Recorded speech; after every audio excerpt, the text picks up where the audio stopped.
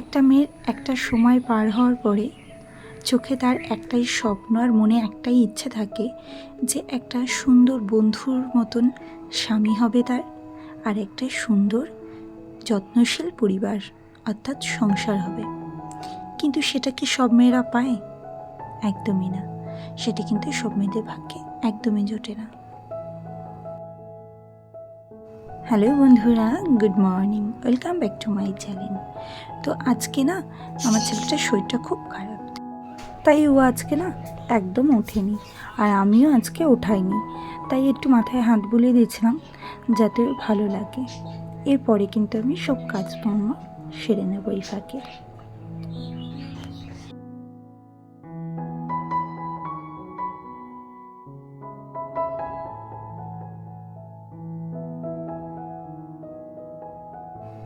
দেখো এদিকে আমাদের সিজু আর সুজি। আজকে হয়তো ভালো লাগছে ভিডিওটা দেখতে, কিন্তু অনেকটা খারাপও লাগছে, কারণ সিজু মানে স্কাই কালারের যে পাখিটা, ওর নাম সিজু ছিল, ও কিন্তু উড়ে চলে গেছে। হঠাৎ একদিন দরজা খুলে রাখাতে কখন উড়ে চলে গেছে। আজ কিন্তু ও নেই, কিন্তু ভিডিওতে যেহেতু রয়েছে তাই কিন্তু ওর কথা আজকে খুব মনে পড়লো। আর এই যে ছেলে ওঠাতে কিন্তু ওকে একটু আখের রস এনে দিয়েছিলাম। আর আজকে বেলাতে না তোমাদের দাদাভাই কাঁকড়া কিনে রেখে গেছিলো, তো সেটাই দেখো আমি ধুতে চলে এসেছি। আর এখানে একটা ছোট্ট গল্প বলি। এই কাঁকড়া আগে আমি খুব ভয় পেতাম, কিন্তু এখন একদমই ভয় পাই না। কেন জানো? আমার শ্বশুরমশাই যখন আমি এই বাড়িতে বিয়ে হয়ে এসেছিলাম, তখন প্রথম উনি আমাকে কাঁকড়া কাটতে শিখিয়েছিল। তবে অন্য কিছু দিয়ে শিখিয়েছিল, কিন্তু এখন বড় বড় নৌক হওয়াতে না আমি কিন্তু এগুলো এমনিতেই কাটতে পারি, তো অসুবিধা এখন আর একদমই হয় না। আর জ্যান্ত কাঁকড়া হলে আগে দাঁড়গুলো কেটে নিই, তারপরে কিন্তু মাঝের অংশটাকে আমি ছাড়িয়ে নিই। এইভাবেই কিন্তু ওনার কাছ থেকে আমার এটা শিখে গেছি। আমি ছোটোবেলা থেকে না মাছ মাংস দেখলেই না একটু ধুতে ইচ্ছা করতো, কাটতে ইচ্ছা করতো মাছগুলো, জ্যান্ত জ্যান্ত মাছ যখন থাকতো। কিন্তু আমার ঠাম্মা আর মা না আমাকে কিচ্ছু করতে দিত না, সে কারণে আমার সেইভাবে কিছু শেখাও হয়নি। যা শিখেছি সবটাই কিন্তু বিয়ের পরে। হ্যাঁ, কিন্তু যে পদ্ধতিতে শিখেছি সেগুলো কিছুটা শাশুড়ি মায়ের কাছ থেকে, আর কিছুটা কিন্তু আমার ঠাকুমার কাছ থেকে। আর এই জিনিসটাই যে আমার শ্বশুরমশাইয়ের কাছ থেকে শিখেছি, বেশ কিন্তু ভালো লাগে। তো কিছু শিখলে সেটা কিন্তু সারা জীবন মনেই একটা কোণে থেকে যায় যে আমি এর কাছ থেকে এটা শিখেছিলাম। এই দাঁড়গুলো না আমি পরে একটু দা দিয়ে কেটে নেব।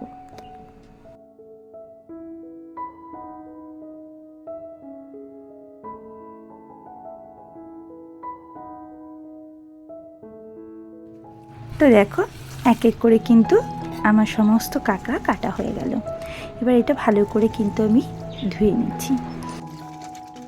একটা মেয়ে সুন্দর স্বামীর সঙ্গে, সুন্দর বলতে মনটা সুন্দর, সুন্দর বলতে বাহ্যিক সুন্দরের কথা আমি বলছি না, সেই সুন্দর স্বামীর সাথে কিন্তু চায় একটা সুন্দর পরিবার, সুন্দর সংসার, যেখানে সে সুন্দর করে মানিয়ে গুছিয়ে সুন্দর করে কাজ করতে পারবে, যেখানে তার শাসন করার মতন কেউ থাকবে, বকাঝকার মতনও কেউ থাকবে, আবার ভালোবাসার অগাধ মানুষ থাকবে।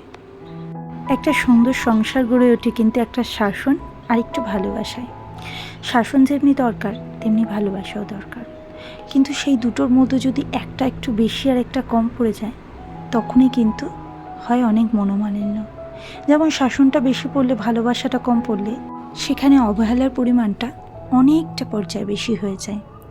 সেই কারণে না দুটোকে সমানভাবে রেখে যদি চলা যায়, সেই সংসার কিন্তু সুখের হয়। আর সেই সংসারে ঘরণীগুলোও কিন্তু অনেকটা সুখে থাকে, পরিবারকে নিয়েও সুখে থাকার চেষ্টা করে। কিন্তু কিছু কিছু সময় না কিছু কিছু মেয়ের জীবনে কোনোটাই থাকে না, না শাসন থাকে, না সেখানে সম্মান থাকে, আর না সেখানে ভালোবাসা থাকে। তাহলে ভাবো তো সেই মেয়েটার জীবনটা কেমন হয়। সেই মেয়েটার জীবনটা আমার মনে হয় একটা চলন্ত যন্ত্রমানের মতন। সেই যন্ত্রকে যেমনভাবে তুমি চালনা করবে সেরকমভাবেই চলবে। তুমি যেমনভাবে বলবে তেমনভাবে না চললেও তোমার সংসারে যেটুকু দরকার সেটুকু হবে, সে করেই যাবে। বাড়তি কিছু তার পাওয়াও থাকবে না, চাওয়াও থাকবে না। আমি না আগের দিনে ভিডিওটা সেভাবে ছেলে শরীর খারাপের জন্য করতে পারিনি।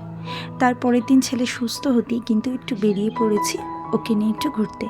তো ঘুরতে বলতে আমার একটাই জায়গা যাওয়ার, একটু দিদি বাড়ি যাই। দিদি বাড়িতে গেলে বেশ মনটা ভালো লাগে। তো এখানে দেখো রাস্তায় একটা দোকানের সামনে থেকে আমি দিদির জন্য একটু আইসক্রিম নিয়ে নিচ্ছি। দিদি কেন, সবার জন্যই নিচ্ছি। আর এখানে দেখো রাস্তার কুকুরগুলো দেখলে আমার ছেলে কিছু দেবে না সেটা হয়, আর ও জানে যে কাকে কোন সময় দিতে হবে, আর যারা নেয় তারাও জানে কেক তাকে দিতে পারে। এরকম একটা সম্পর্ক ওদের মধ্যে। তো বিস্কুট দিয়ে আমরা চলে এসেছি। দেখো দিদির ফ্ল্যাটের নিচে দাঁড়িয়ে রয়েছি, কারণ না এখানে তালা দেওয়া ছিল। তো আমি দিদিকে ফোন করলাম, দিদি এখন আসবে। দেখো দিদি কিন্তু পেছনে চলেও এসছে। তো ভালো লাগে জানো তো, যদি কারোর কাছে একটু মনের কথা বলা যায়, যেখানে একটু শান্তি পাওয়া যায়, সেখানে বেশ থাকতেও ভালো লাগে আর আসতেও ভালো লাগে। তো এরকমই দিদি বাড়িতে আসলে দিদি বোনের মধ্যে অনেক কথা থাকে, সেগুলো একটু শেয়ার করি, তো বেশ ভালোই লাগে। আর এখানে আসলে আমার ছেলেও খুব ভালো থাকে, কারণ একটু মজা হয়, আমরা সবাই মিলেই আনন্দ করি, আমার জামাইবু দিদি সবাই মিলে। এই দেখো ভিডিও যখন করব তখনই ওদের এরকমভাবেই কিছু করতে হবে। আর এখানে আমরা 3 জন নিয়ে বসে পড়েছি চা। তবে দিদি খাবে না, আমরা 2 জন খাচ্ছি, আমি আর জামাইবু। তো এখানে দেখো জামাইবু ওরাও বেরোবে একটু দিদিকে নিয়ে, তো তার জন্য সবাই মিলে একসাথে বেরিয়ে পড়লাম। আমি চলে যাবো আমার বাড়িতে, আর দিদি চলে যাবে দিদির জায়গাতে, মানে দিদি আর জামাইবু একটু ঘুরতে যাবে। তো এই যে 2 বোনকে দেখো এক ফ্রেমে নিয়ে নিলাম, কেমন লাগছে তোমরা জানিও। আর এখানে না আমরা ফটো তুলতে যাব আর করছি ভিডিও, এই নিয়ে একটু হাসাহাসি করছিলাম।